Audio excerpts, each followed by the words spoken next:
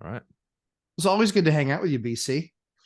I love it. I love the message that you're sharing to people. I'm excited that some people finally got it right and let you take ownership of your channel back.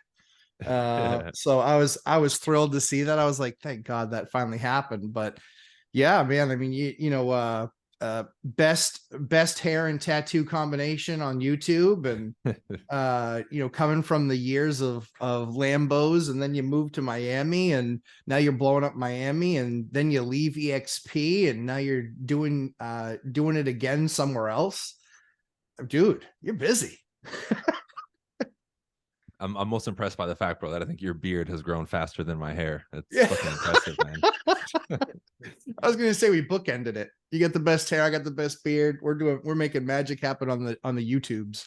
Yeah, so I mean, for everybody listening, I mean, regardless of what channel you're on, me and Matt kind of connected a while back. He's really been growing his YouTube channel, which has been amazing. He's involved in the real estate space too, just in a different Yeah. capacity than me.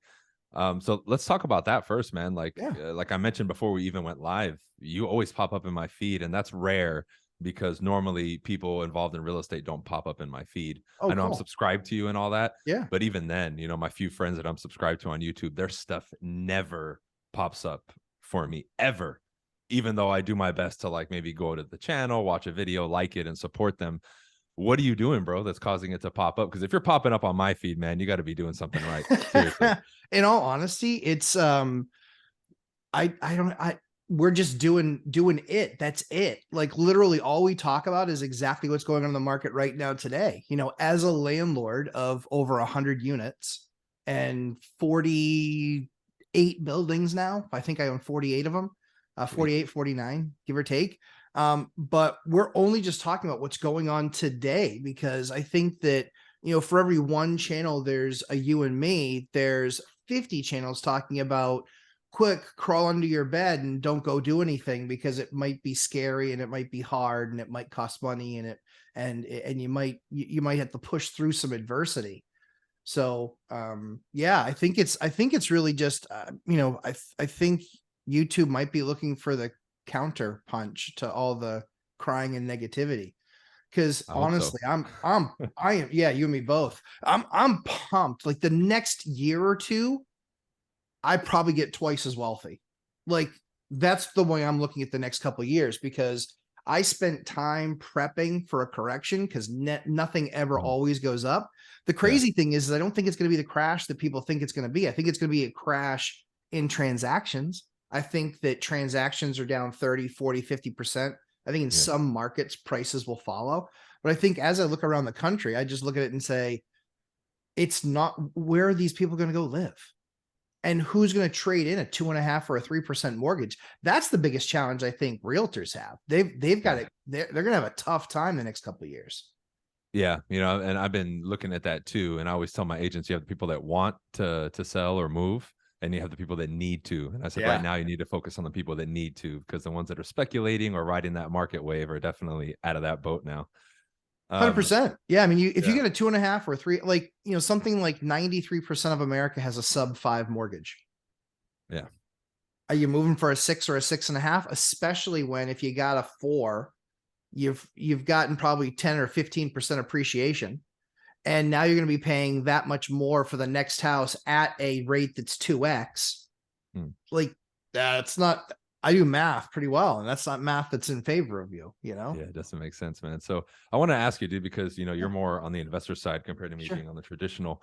Where are people not looking initially? We already know all the negative shit, like Yeah. whatever. Like all you have to do is just basically open up your phone or go on YouTube and you'll see it. Yeah. What are some things that maybe other people are not seeing that you clearly see as far as opportunity in the next year or two? Yeah. So from an investor perspective, a lot of it is creative financing, people that have gotten, people that are in the position. And I think one of the things that I always coach my students on is make sure the broker gets paid. You dance with the one who brung you. If they bring you an opportunity that they think that you can close, the best agents in the next 2 years are going to be linked to people like me and investors, where they can pick up the phone and go, hey, I just had this meeting with somebody. They own 60%, they have 60% equity in their property. And they are ripe to want to move on and move to a retirement community or do something like that.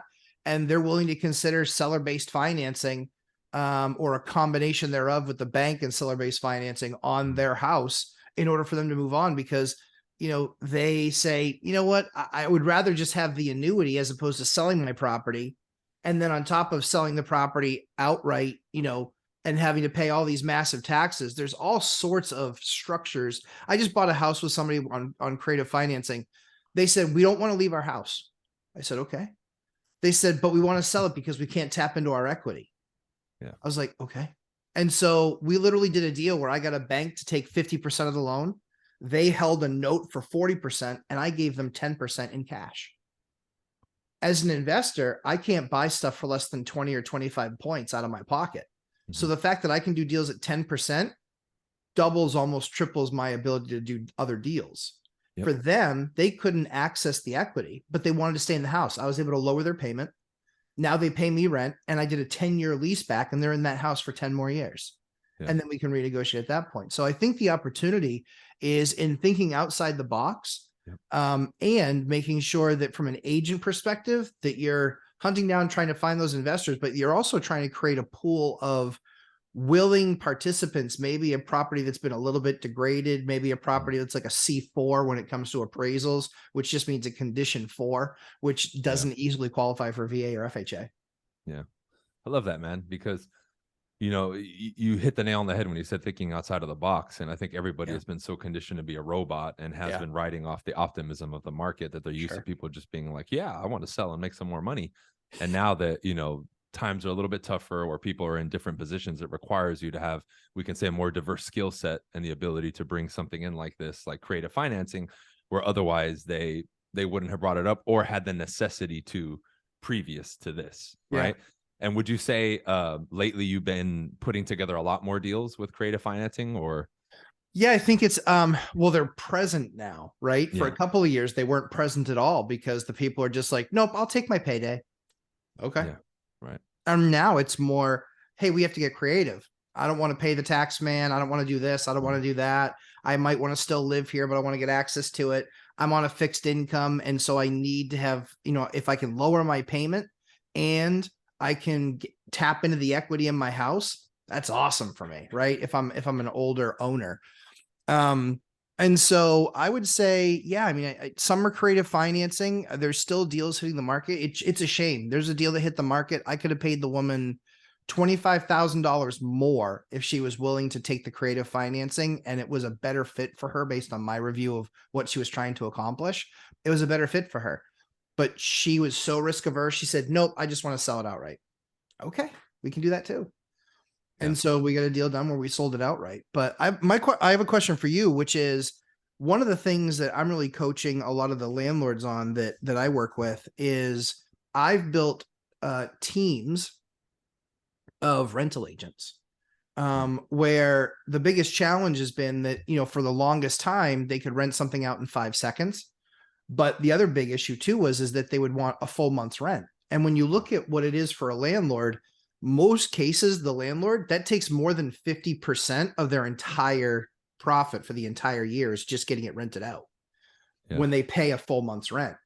Have you thought, and please disagree with me on this, do you think that there's a space where there's people out there that would say, you know what, times have shifted, I probably have to shift a little bit and I can still work and hustle and try and get stuff rented or get stuff sold, but if I have an in to trying to get things rented where I'm tapping into an investor, he might sell something, he might buy something, she might sell something, she might buy something. But if they can tap into an investor in that way, is it beneath them to want to rent out units for, you know, getting paid by the hour instead of paid by commission?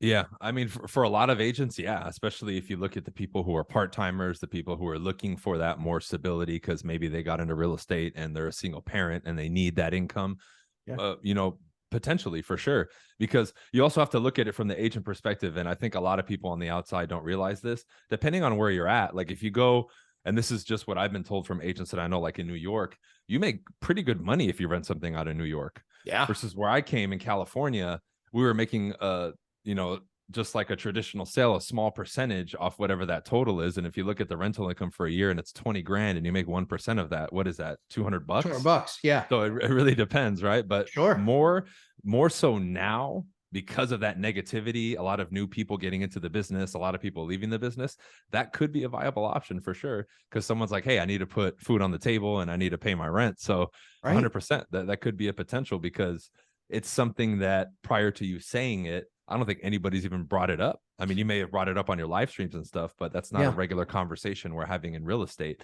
I kind of look at it in a way kind of similar to when like builders pop up and they offer to, kind of hire agents. Hey, come work with us. You have people coming in. You pretty much have a guaranteed way to do a couple deals.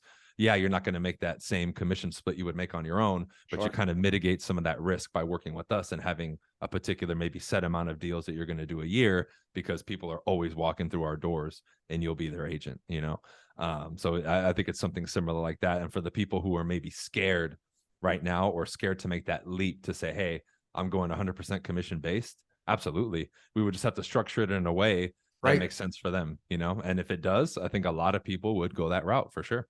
One of the things that we're doing is, and because one of the things that, so mom was a broker. So one of the things that I always struggled with was she had a few customers through the course of time that she worked with for 6 months, showed them 180 houses, gave them their heart and soul. Right. Yeah. And there was a big pot of nothing at the end of that rainbow, except for paying for gas, paying for insurance, paying for, the time cost, like all the horrible. And so one of the things that I've always thought was I was really sensitive to that, so what we've actually been offering folks is we've been actually offering them $40 an hour to post social media, set up the showings, and they run their day, right? So they get a property, they run it, they picture it, they post it. Because we're not getting crazy about professional photos. Your typical rental that I'm working on is anywhere from $1,000 to $3,000 a month is typically the rental range.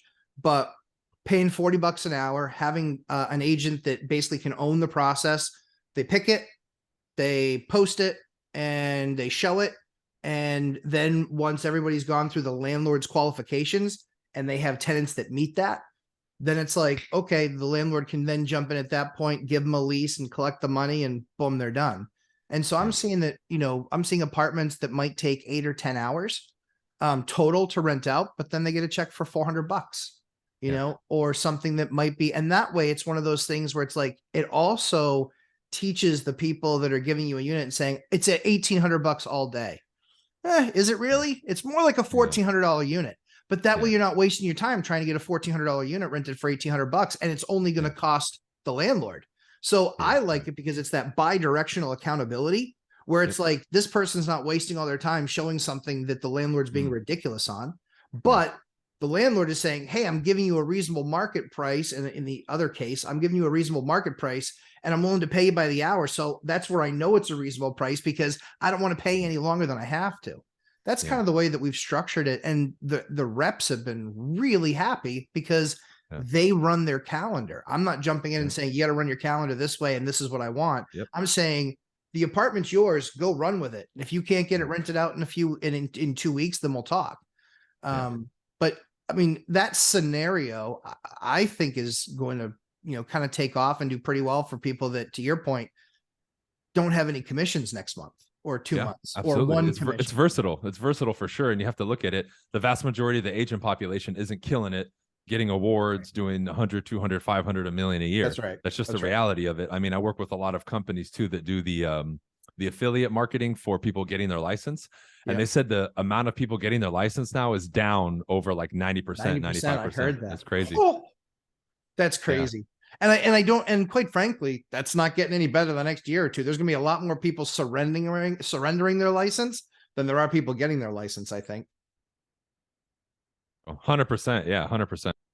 Yeah. So that's what I'm kind of thinking. But yeah, I mean, as we kind of roll out, so I just launched a course. Basically it's, oh shit, I'm a landlord. Now what?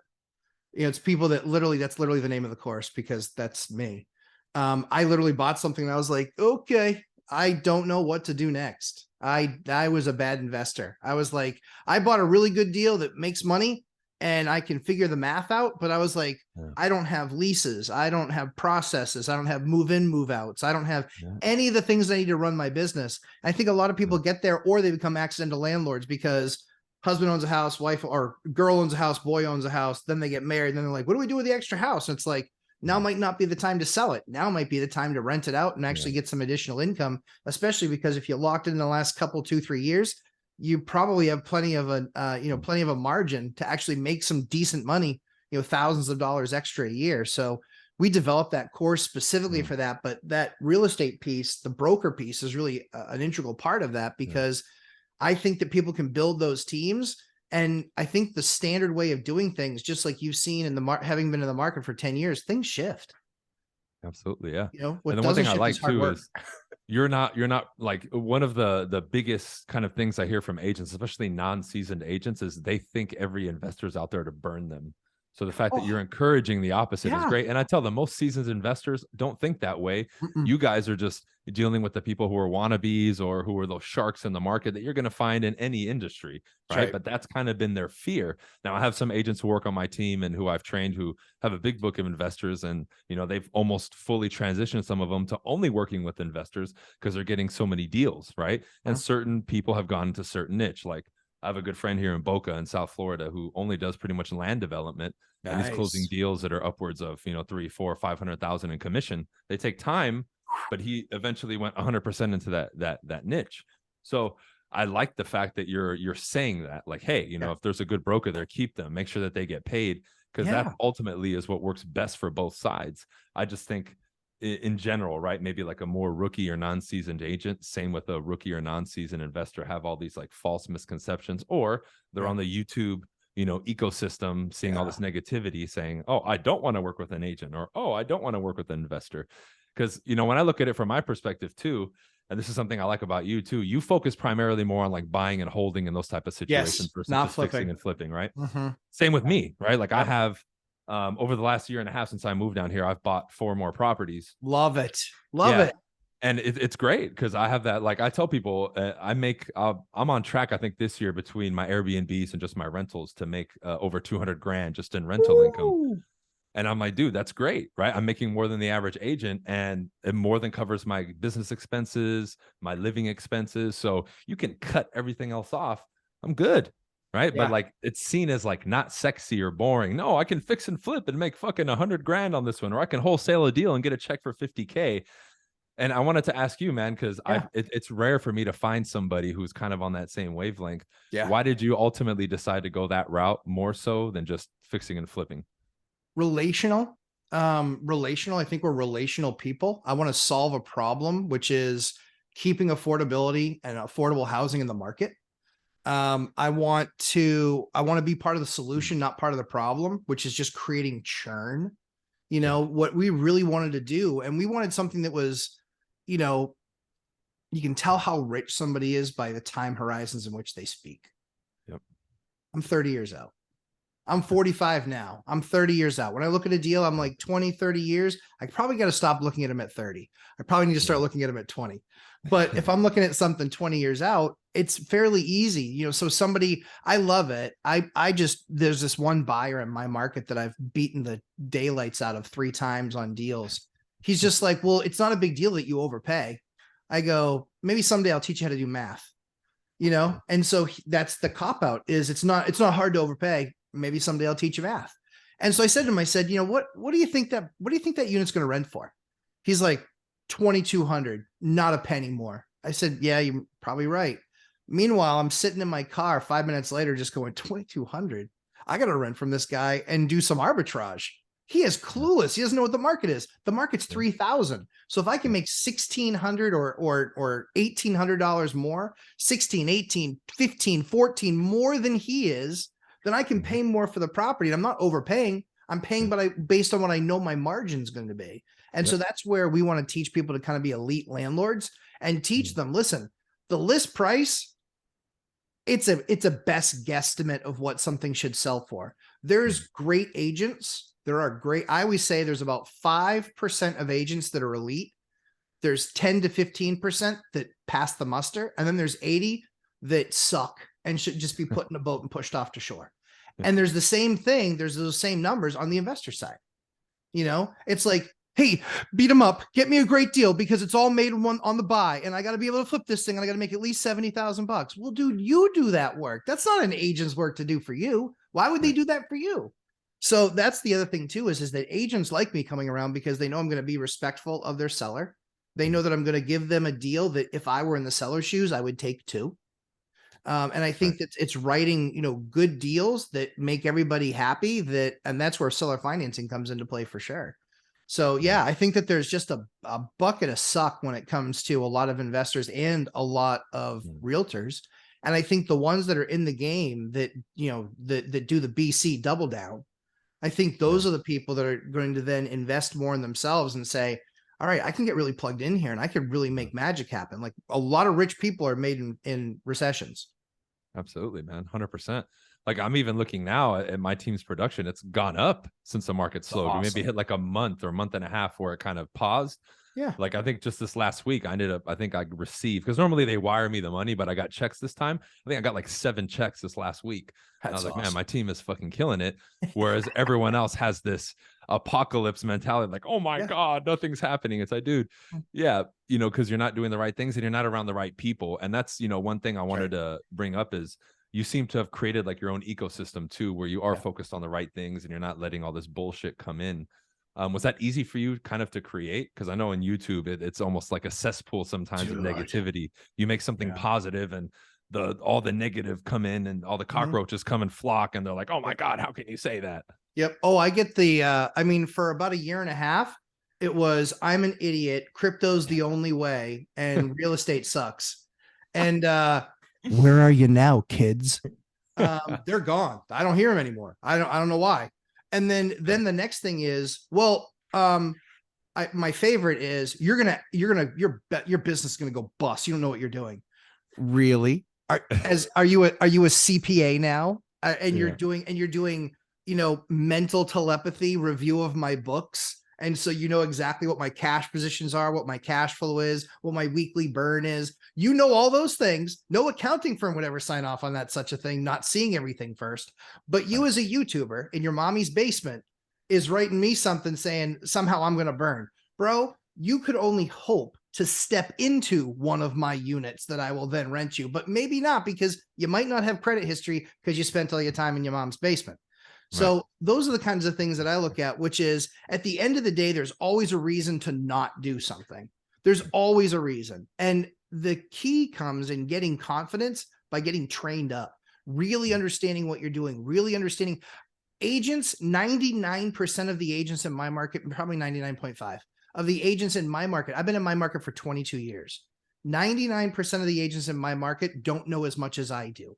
And that's why I can find deals and I can find a broker and say, hey, you've got this deal over here. I dance with the one who brung me, and everyone knows that. So my core agents, they bring me the deal, we're in. You don't bring me the deal and I need to go get it myself, then I'm going to go talk to those people and that agent's going to get that. And so I think the key is it's all what you focus on, right? If you want to focus on negativity bias and watching all these crash videos and boom, it's going to be horrible, then that's likely what all you're going to see. I can tell you I just did a deal last week, and that one deal, which is about $30,000 out of my pocket, is going to make me about $8,000 next year. I don't know of anything that's giving returns like that. That's awesome, I don't. Man. And so it's like, when you can kind of train and learn and understand that piece of it. So that's been a big part, but yeah, I think that you have to, a good friend of mine says, you have to audit your network. And I think that's exactly right. You got to audit your network. Like, hey, posers need to apply, jam, see ya, like kick rocks. Exactly. And that's fine. Like, you do you. Like, I'm not going to come in the basement and tell you how to play World of Warcraft. Right. Don't come into my big boy world. And when we're trying to do business and do deals and provide housing for people and do the right thing, listen, you can get really wealthy in the next 2 or 3 years. There's no doubt in my mind if you play your cards right. I love it.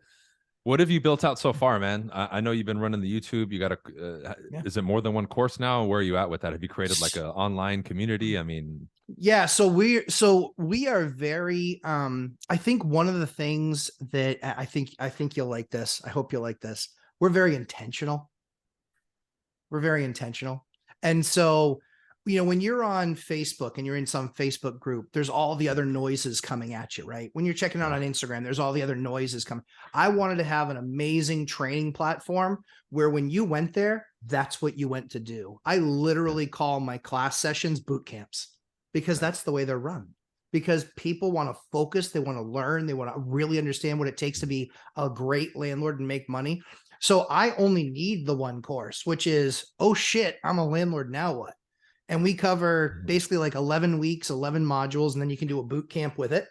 And honestly, I tested all these things locally with people before we decided to put a course in, but I just was getting so many conversations about, you need to do a course. I need to learn how to do this.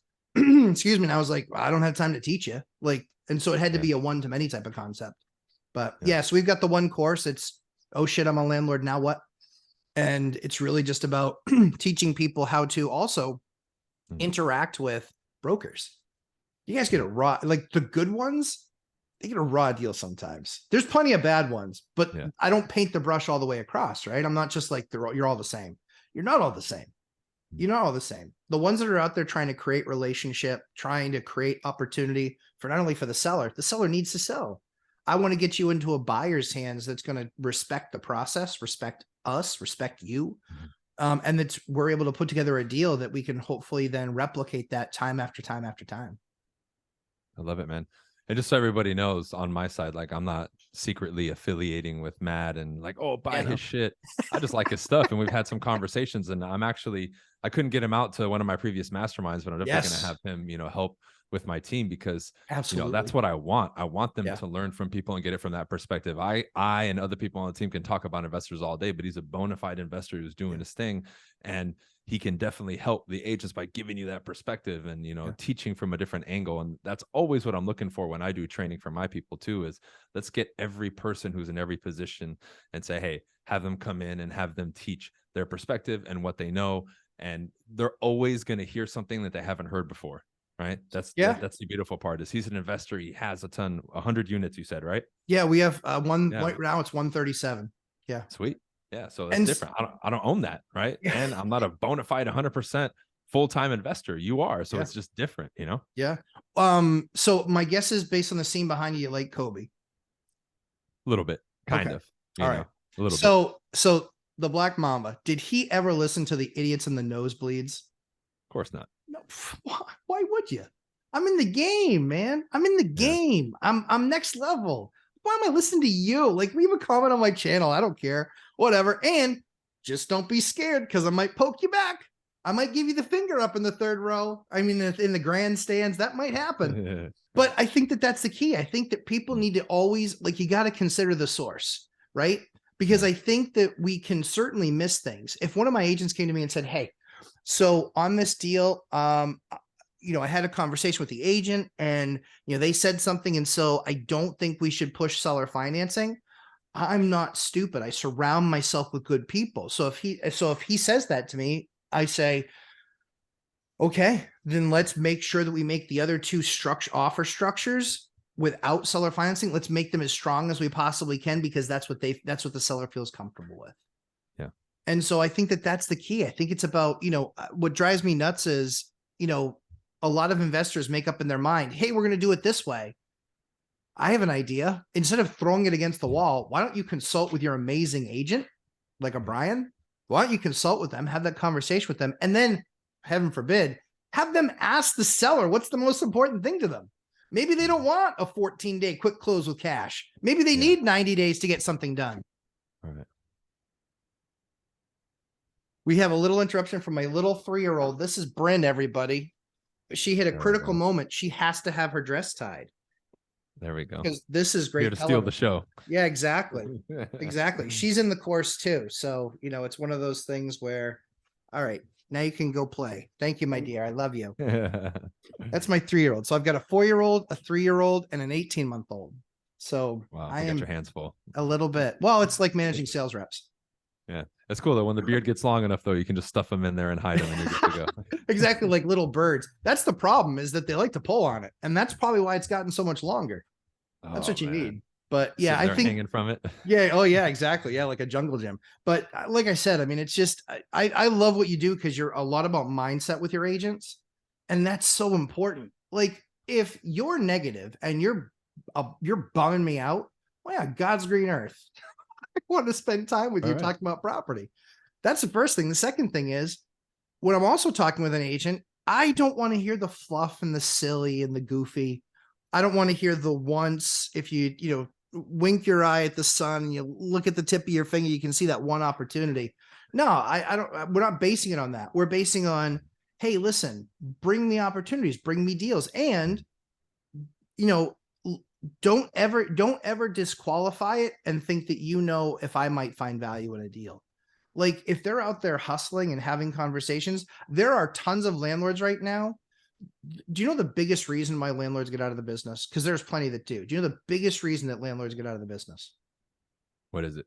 The single biggest reason landlords get out of the business is because they didn't raise rents and they became a slumlord.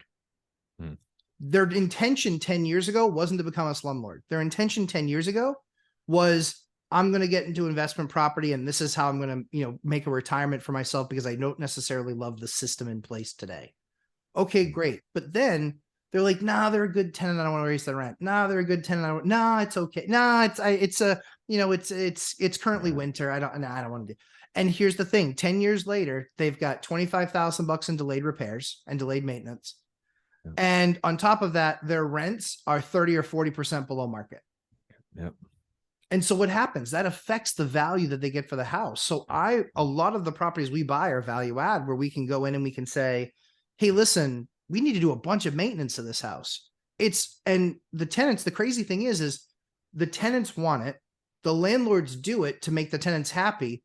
3 and 5 years later, the tenants are miserable because they're like, this place is a dump and I'm moving out because everything's falling apart. Yeah. So that's what ends up happening. So well, when you're teaching your team, so what is the top thing that you're teaching your team right now? From either from a positioning or from a mindset or from an actionable thing. What's the top thing that you think you're teaching your team right now?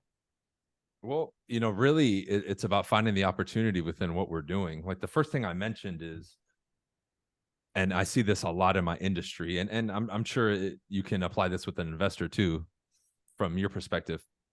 I say, look, and this was taught to me from the very beginning. You have the people, and this is one of many points, right? You have people that want to do something, and you have people that need to do something. Sure. Right. So even the deals that I've done on the investment side, right? People needed to do something, right? I look at my friends who wholesale. They got the people who needed to do something. Not, oh, well, maybe one day, or, oh, it would be nice. It's no, I got to dump this place. I need X amount of cash because I need to pay this bill by next week. So I say, look, focus your conversations on that, right? You get that prospect on the phone or at the door or through social media who's just giving you essays about how the market sucks. Move on. Why are you going to sit there and be like, oh, I got the perfect objection handler to get this person and convince them to buy or sell? It's like, dude, you're wasting your time. Focus on the people that really need to do something. Focus on the people who are going to listen. That's one. Number two is you really need to look at the type of prospects that you're going after.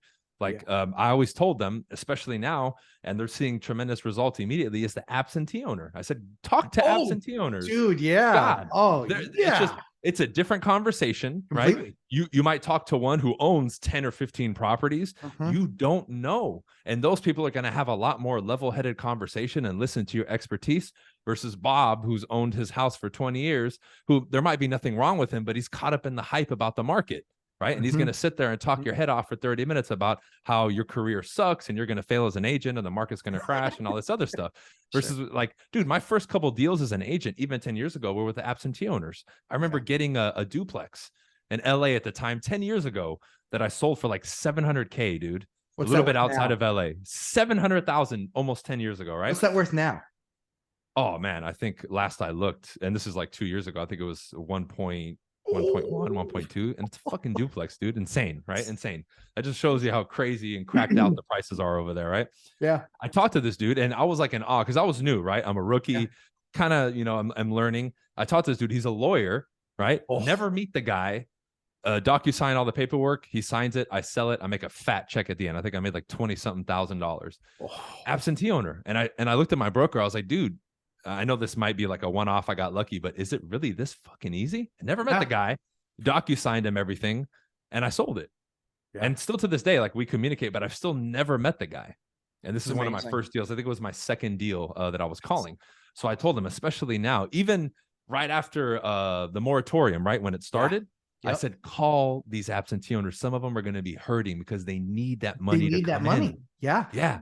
So that's really where I'm focusing, is telling my agents, look, through all this hype and all this noise and all this bullshit, take a look at this thing objectively, use your brain and say, where is their opportunity? And that's where it is. And I think within the first week of some of my even newer agents contacting absentee owners, one of them, I think, already took a listing within a week. Two have already set multiple appointments with absentee owners. And I'm just talking the traditional side. We haven't even talked about or attacked the investor perspective, because I put deals together that way, right? Yeah. My first deal was a duplex that I door knocked in fucking South Central LA. And I ended up buying it off market with a friend of mine at my first company that we still own to this day, right? That's awesome. And it was the same thing. We just found the opportunity, but I door knocked and he happened to live in one of the units. And it was a duplex, right? So, I mean, the opportunity is there. I'm just really focusing with my agents and my students and my coaching members and my team to say, find the opportunity where it's present, because I don't care what's going on. There's always going to be something. There's always going to be that low hanging fruit that you can find. Yep. The only answer that I would give you I love that. I love it all. The only answer I would give you on, because I hear it too from the people that are just like, market sucks, it's horrible, blah, blah, blah. And it's from owners. And so I say, yeah, I completely agree. So it sounds like it might be time for you to sell and then rent. Yeah. I've gotten a deal that way. Yeah, absolutely. They're like, yeah, actually, yeah, I think it is time to listen. I'm not going to tell you what the future is because I don't know it. All I can do is have the conversation with you. And if you're mentally there where you're like, this is going to suck, the world's going to fall apart, I might as well sell with all the equity now. That's just a conversation. I'm willing to take the 20-year time horizon that over the next 20 years on your property, I'm right. I might not be right for year 1 or year 3 or year 5. It's still going to cash flow. It'll still make me a little bit of money. But my grand slam comes because I can hold for 20 years. I can hold for 20 years. If you held Google stock for that long or Facebook stock for that long, I think you're going to probably, and Tesla stock for that long, you're probably going to be pretty happy, or even Bitcoin for that long. But if you hold some of that stuff for that long, the issue is people constantly trying to do transactional, and it needs to be much more relational, especially in the investor game. We have people that reach out to us and say, hey, this is kind of a situation and I kind of want to get rid of this property. I was like, yeah, sure. I'll run the numbers. I bought stuff from competition, made it nicer, and made it far more profitable. And, now every single time I drive past it, they drive past it, they're reminded. And that's a cool thing. Yeah, but I just think there's so much opportunity when everybody else, for 10 years, the last 10 years, since 2012, basically when you started on YouTube, there's been a reason not to buy. There's been a reason not to buy, not to start investing, not to get in the game. There's been a reason, the economy's a little bit uneven, or I think it's still going to go lower, or, we haven't really recovered from the crash. And then that's when you get the FOMO of all these people paying, 5.5% and 6% rates on something that just went up 40% in the last 2 years. Yeah. And it's because they stayed on the sidelines too long. And that's the people I feel bad for, is all the people watching the crasher videos. I just want them to get in the game and do the homework and do the math on their own. Do the math on your own and figure it out. And for heaven's sake, just get with a good agent. Like, when you create a good team, the energy is palpable. Absolutely. When you have an agent that's just like, dude, just found this awesome property. I'm like, oh, I love it. This is going to be unreal. And I get all excited about getting the deal. They get all excited because they're getting paid. They're getting all excited. And the seller's agent's getting all excited because they're like, finally, these people can kind of move on. It's awesome. There's such a great opportunity to be doing amazing things in this market. You just got to be doing the work now. I agree, man. And I put myself in the position now, and this is what I tell the newer agents. 10 years ago, I'd find that deal. I was excited for Matt, the investor. Yeah. Now I can put on either hat. If I find an incredible deal, I'm buying the motherfucker, and I'm not giving it to the investor. But ultimately, I would tell myself, when I would give these guys these deals, I would look, like he said, 10, 20 years from now, I'm like, dude, I'm making a fat commission on this. I'm happy, right? No complaints. But the deal this guy got fuck, I wish I could have gotten it. Because if I had that cash, I could get it. Then I have a property that's worth X amount. He's getting this amount in rent. I started running the numbers. I said, shit, I'm happy, just getting the commission, but he's the real winner here. And he's buying multiple properties from me every year. And I started doing the tally of how much money he was making. And I'm like, I'm so fixated on the commission, yet this dude's building generational wealth with these properties.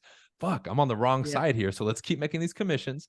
Well, let's put myself in a position now where I can put on the investor hat if I want. Yeah. And that's what happened a few years later when I bought my first property at the tax deed auction. I still have the video up on my YouTube buying my first property for $7,200 at the Texas fucking tax deed auctions. I show up, same thing. I'm thinking, okay, I'm going to learn. I see the first girl step up and buy a property for $1,800.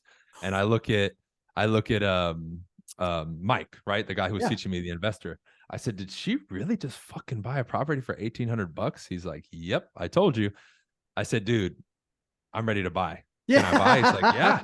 So I ended up, he gave me the list of what he would recommend on the spot that he had kind of vetted for. I said, dude, let's bid on these. And I got a property for $7,200. So you mentioned, what's that thing worth now? Oh, I think we appraised it last year. I'm renting it out still now. Sure. 130, 140 grand, something like that. But when I bought it those years ago, right? Yeah, exactly. Cash flow, right? So I paid 7,200. I think within 3 months, I already fixed it up and rented it out. And by the way, those of you who are coming from where I came from, California, labor and material way cheaper in Texas compared to California, especially way cheaper. Back then. Yeah. I think I rented it out for $1,000 a month. I paid 7,200 for the property. Right. So, I mean, take a look at that right now. I know everyone's like, whoa, you can't do that now. And all the excuses come out. Right. But I had to step. Matt brought it up. You have to get into the fucking game. Was I in a perfect, in quotes, position to get that property? No. But I said, dude, this is it. There's a reason I'm here standing on these fucking steps here, on the county steps with the sheriff here announcing this fucking auction. And this person just bought it for 1,800 or 1,900. I can't remember. That to me was a pivotal moment, dude. And I said, I got to do something now. Right. Yeah. And I bought it. Same thing with the decision to even go and learn from that investor. I paid $7 grand to do that tour, to go to Houston, Kansas City, and Atlanta. And he was showing us his different strategies. Right. I met this dude years ago, but whether it's him, Matt, or anybody else, dude, you got to get into the fucking game. Yeah. And me being able to do both and play both cards of being the agent and being the investor long term has put me in the position now where I am collecting this money and now looking at other things. Like one thing I want to do now, dude, is get into the tourism here in South Florida. People are coming here all the time. I bought a boat slip. One of the properties I bought was a boat slip. I heard about that. Yeah. So I'm putting together a whole team. I'm going to get the jet skis, the boats, and I'm going to rent that bitch out because I started crunching numbers. Said, man, I can make a fucking fortune with this shit. Right. And but again, I had to put myself in that position because originally it was just real estate and you could make a fortune with just real estate, but it'll open doors is what I'm saying. But you guys got to get in the game. You really do. Gotta. It is. It's so important. And you're never going to feel 100% right. One of the things that, somebody was asking me, they said, hey, I feel like I'm not prepared. I was like, well, you're always going to kind of feel that way, but you do need to listen to that voice a little bit. Which is, what are the areas that you feel unprepared and feel like you're not, that you don't, basically, check the box and start investing time into that box. So many people, because that was one of the things. So there are 1,000 here's how to buy a house courses. I was like, so when we were talking about it, I just said, I want nothing to do with how to buy a house. Nothing. I said, I want nothing to do with it. There's 1,000 courses out there. Here's where they drop off. Here's how you manage it day one forever. Here's the things you need to be looking at that are major cost items or life safety issues with tenants. Here's how you structure a proper lease. Here's how you do all these different things. That way they become, because I think the biggest thing that banks are going to be looking for in the next 2 years is taking people that are investors. They're like, yeah, you're an investor. You can buy for cash, whatever. Yeah, we might do business with you, but we're going to give you a lower loan to value ratio. We might let you do deals at 50% because when the banks tighten up, they drop how much they want to lend on a property. I think the ones that they're going to be in full force behind are guys like me who are operators. I am an investor, but I also operate and run my business. And because I do, they can say, hey, what's the rent on property number 78? And I'm like, $1,350 a month. It's a 2-bedroom, 1 bath. and the person's been there 3 years. That gets the bank to pay attention because 100%. now they're working with an operator. And that's the thing is agents got to understand that you can be a great agent, but you can really blow the covers off if you're part of a great team. Like 100%. team on the realtor side, but also a team on like an investment team or something like that that's out there looking for deals. And you just have to, basically grow with that business. Yeah, I love it, man. It's awesome. But yeah, dude, great to come on and chat with you today, man. It's awesome. I definitely got to get you, and this is, I know we're recording this, but I got to get you with my team, dude. I got to get you connected with my team and get you on. Even if I got to Zoom you in for one of these mastermind calls. Whatever you need, I'm happy to do it. And yeah, I want to do the same. I want to do the same for you. I want to get you in front of my students so they can ask a real elite broker, hey, how would you react to this situation? And how can I put it in a position where it feels like a win for you? Yeah, absolutely. I'll make sure for everybody watching on my end, I'll link everything below. I think I'm going to actually throw this up as on my podcast too. I don't know if you have a podcast, Matt. I don't. Nope. No podcast. Definitely got to get you on one, man. But yeah, I'll put all those links below to the course, to his channel. I'll even tag him here in the title too, so you guys can see him. As you can see, the sexy name, the Lumberjack Landlord. So he's embracing it 100%. True story. There we go. We got the merch, man. I got to get the merch from you, bro. You should email me your address. I'll send you a shirt. You're gonna they're only black there, so you're gonna sweat a little bit there in Florida. Okay, it's all good. I got a black shirt on right now. We got it. I'm used to it, bro. I love it. Well, BC, man, it's always great connecting with you, my friend. And guys, if you're watching my channel, if you're watching this on Lumberjack Landlord, go check out BC. I'm telling you, these are the kinds of agents that you want to be working with. These are the kinds of agents that you want to create relationship with, because you want to be that call after they get out of a listing appointment where they go, you know what, this thing's a little bit rough. It's probably shouldn't go to market as it sits. They're not going to put 10 or 20,000 bucks into it. I need to call a landlord, an investor, an operator that's going to try and get a deal done. And like I said, these are the types of teams that you guys need to be engaging with. And you can check that out on Brian Casella, BC's channel, and check him out. And dude, the number of, I watch your door knocking stuff. I'm not even an agent. I like the door. I'm just like, this guy's got stones. I love it, because that's how you do it, right? Like my great grandfather was an encyclopedia salesperson. Dude, he went door to door. So much, man. And like that deal I told you, that duplex I got in LA, I got a door knocking. Right. Yeah. I bought it off market, and then I knocked, and the guy was talking. I was like, ding, ding, ding. Like, again, didn't feel fully prepared, like you mentioned, people say. But I said, yo, this is it. Nobody knows about this. I'm door knocking this guy. He needs it. He's not a want to sell. He's a need to sell. Let's see if I can put it together before I take it to an investor. And I ended up partnering with somebody at my brokerage, because I said, I got a great deal here, but I need a JV with somebody. I can't do it on my own yet, because at that time I was still that, like you mentioned, the World of Warcraft basement dweller type that wasn't ready 100%, right, with his credit and everything. But I said, I got to try. Let's see. And then we were able to do it off market, and I got a great deal. I got that property for under 300K in LA for a duplex, which now is, I think it's almost like tripled in its worth. It's insane. But that's what we're saying here, right? And same thing with my team. We are always looking for more investors. We're in 14 states now, my team, and growing rapidly. And we'd love to have, anybody, especially if they follow you, because they're doing things right. And that's what we need to do, is just find the right people, put them together, and create the mega team. Dude, I think this is the opportunity. It's working, creating that network, working with creating a great team, and being like-minded. At the end of the day, we want to get a transaction done, and it's, again, look at a 20-year time horizon. And I don't think there's really any real estate out there that you lose on. I think the key is just making sure you get that cash flow in the beginning, because you don't want to be paying out of pocket for your rental properties. That's the Brad strategy. It's funny. We don't even have, in any of the way we calculate things, we don't even have appreciation. We don't care. Yeah. Appreciation is nice and fun. Yeah. But that's it. That's all it is. It's nice and fun. I care about the cash flow on a monthly basis. Right. Because that's what the bank cares about.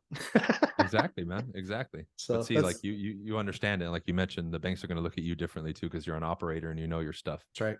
That's right. That's key. That's really your hedge against all this craziness. For those of you watching, is because you have to be at that level, and people know right away. Like I tell that to my agents, the moment you open your mouth, again, whether it's a seasoned investor Yeah. or a homeowner or anybody that, you know, is connected to this world at all, will know within a couple seconds, okay, this dude knows what he's talking about, or this guy's a fucking clown, right? Because you brought it up, the fluff, all that stuff. Yeah. That's the one thing I get rid of if people come into my ecosystem and my platform, is let's get rid of that and let's just make you sharp. Yeah. Sharp as a fucking tack. Let's do it, right? Yeah. Let's That's get the key. And that's Absolutely. 100% under your control. It's 100% in your control to get elite. It just Yeah. is that simple. You know, it's like, and you look at the people that are the elite of the elite, the Kobe's, the Jordans, you know, the Gretzky's, they were out there and they were shooting by themselves, extra time in the gym. They were doing all this prep work because it was that 10,000 hours of preparation that met the moment of opportunity that they were then able to capitalize. Those guys they get the same, typically they get the same number of opportunities early in their career, but then they create more opportunities later on in their career. And the issue is, the reason they go down in history is because they have a higher level of execution in those moments. And that's all we're trying to do, and make sure we're making great landlords. So we just got a new one right there. We got the lumberjack Mamba mentality. There we go. I wouldn't, I think I'm nicer than Kobe. But yeah, he's the nicest guy. But man, if you cross him, that is bad news. I tell you, it's just the thing that always resonates with me is that people just got to ignore the people in the stands that are paying to be there. Just stop. They're paying to be there. You're paid to be there. They're paying to be there. I don't listen. You suck. I know I'm horrible. You're going to go out of business. Absolutely 100%. But don't worry, I'll still rent to you. You know, it's like all of this noise. It's just like, that's fine. Whatever. I mean, if I really, you got to get a little bit of a thicker skin, because I see people where they're just like, you know, like you've read my financials, like, you know, you have no idea. You just have no idea. So that's what I like about the business, is we'll just continue to grow and do great things, much like your reps and you, Brian. So I appreciate the time, my man. I'll definitely send this over to you and we'll connect. Yeah, sounds good, brother. All right, man. Awesome. Thanks, my Good friend. to hear from you. Good, you too.